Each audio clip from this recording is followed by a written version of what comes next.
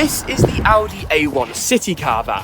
I personally think it looks great, but I'm not really sure what to make of it.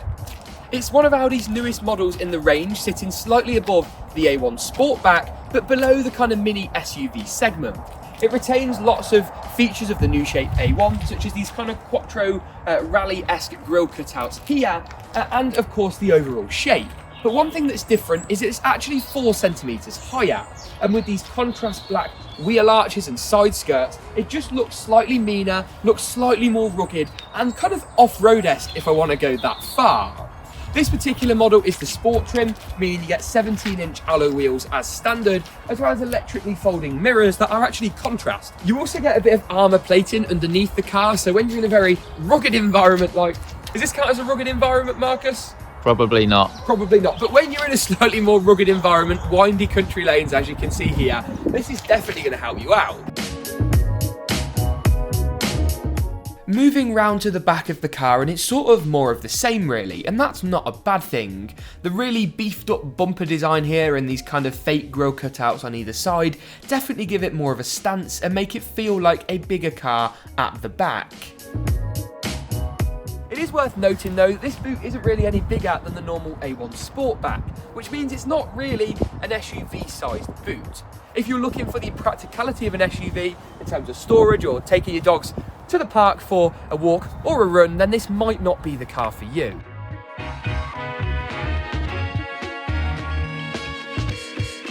Moving on to the interior next and starting up front, and we're both of agreement that Audi have done on the whole a pretty good job here. It's a really premium, nice place to be. The materials and build quality are largely the same across all A1 trim levels, so you're not missing out there. One area we were both pretty disappointed though, or of mixed feelings, is with these seats. Not only are they not particularly nice to look at, but they're also not leather or leatherette or part leather, which for a car of this list price they probably should be. One area the front doesn't let you down though is on technology, where we were both equally impressed. So you've got a large central touchscreen here that is facing towards the driver. It's very easy to use, yet you've still got physical dials for things like climate control if you do choose to opt for that. And you've also got a digital driver's display now as standard, which you can upgrade to have navigation. That is not standard, unfortunately, but I wouldn't say it matters too much, because to be honest, what I tend to do is just have the driver information up on here while I'm driving, maybe change through some of the different views depending on what I'm doing, but then use Android Auto on this central screen, which can give you lovely navigation and it won't cost you any extra money. The only thing I would say is that it's not the easiest system to use whilst driving, but that is just common with touchscreens, and there's not really that much you can do about it, to be honest. Jumping in the back of the A1, and it's a adequate place to be. Again, quality is pretty nice up here. I mean, even the harder plastics still feel pretty nice to the touch, to be honest. But there's not as much room as you're going to get with a larger car. I guess this is a pretty obvious thing to say, but it's worth noting that in the back here, while I've got adequate knee room for myself, if I was sitting behind my own driver's position, then it would be a little bit too tight, I think, for long journeys back here. But this is a SUV in terms of styling only, I think I would say, so you're not getting that extra room. And if you are wanting a small family SUV, then something like the Skoda Kamiq would actually probably be a better option in terms of outright space. So then what's this car like from a driver's perspective? How has it felt to drive over the past week or so?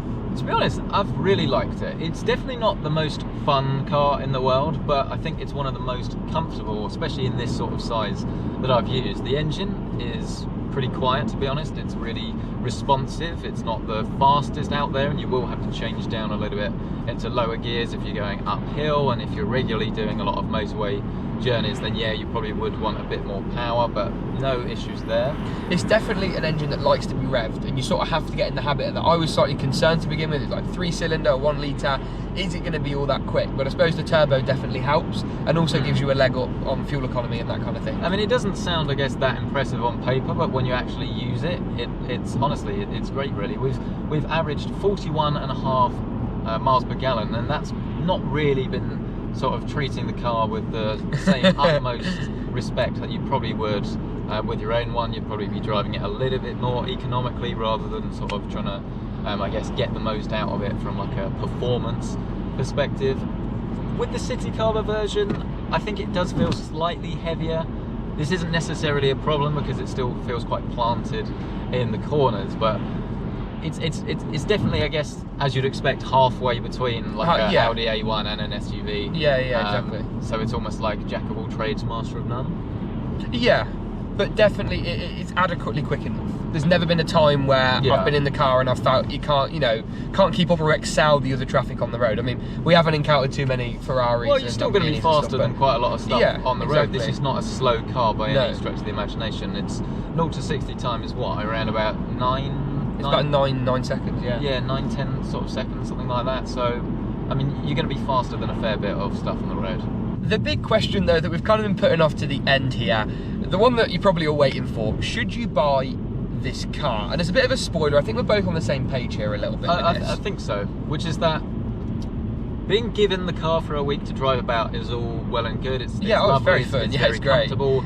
But that list price of this car for around about £26,500, granted with a few options you could take off, I think is still a little bit too much to recommend, purely because the A1 is a fantastic car. And this is the Sportback we're referring to here. Yes, and it's less money. Less money, yeah, I agree. I think where we are now is actually the perfect environment for this car, but I think for the vast majority of people it's just not needed. If you're sort of someone that really likes the style of this, you've seen the car and you want it, then honestly go for it, because there's nothing really I don't like about it. It's just things like only having cloth seats, no extra practicality in terms of, you know, there's no more space in the boot or in the back, and you just get a little bit more clearance and 17-inch wheels. Like, just grab yourself an S-Line Exactly, A1. because the S-Line A1 comes with 17-inch alloys as standard. If you're realistically thinking about buying this car, or maybe looking at the A1, just compare the two, especially if you're on like a PCP in terms of the pricing you can actually get.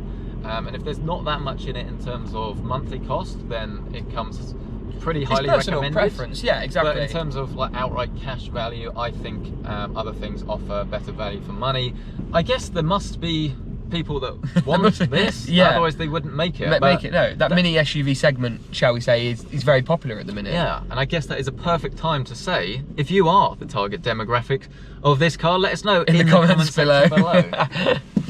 And if you did enjoy today's video, of course, this is the first on the new channel, make sure to get subscribed. And what do we do with that bell? I think we hit that notification. We hit that. I think we smashed the notification bell, so you never miss another video on the Carshake channel. Thank you very much for watching, and as always, we'll see you in the next one.